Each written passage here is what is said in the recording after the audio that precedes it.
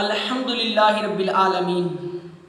سورہ فاتحہ کی پہلی آیت مبارکہ اور احادیث مبارکہ میں یہ ذکر ہوا ہے کہ نبی کریم صلی اللہ علیہ وآلہ وسلم نے فرمایا کہ اللہ تعالی بندے کی اس بات سے خوش ہوتا ہے کہ وہ کچھ کھائے تو اللہ کی حمد کرے اور کچھ پیے تو اس کے بعد بھی اللہ کی حمد کرے۔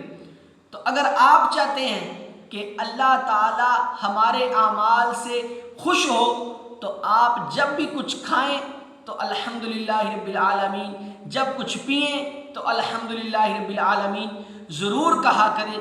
ہر لمحے جب پئیں، آج کل گرمیاں ہیں تو بہت زیادہ پانی پیا جاتا ہے، پانی کا استعمال، مشروبات کا استعمال کیا جاتا ہے، تو جب کچھ پئیں، جب کوئی مشروب پئیں اس کے بعد الحمدللہ رب العالمین ضرور کہیں۔ اللہ تعالی ہمیں اس کی برکتیں عطا فرمائے۔